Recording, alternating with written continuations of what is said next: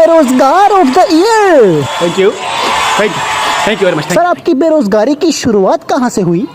शुरुआत में मुझे 10वीं क्लास में 4 बार लगातार फेल होना पड़ा, which was very difficult but not for a genius like me. Wonderful. और नौकरी क्यों नहीं की आपने? जी, क्योंकि कंपनीज रिश्वत मांगती थी।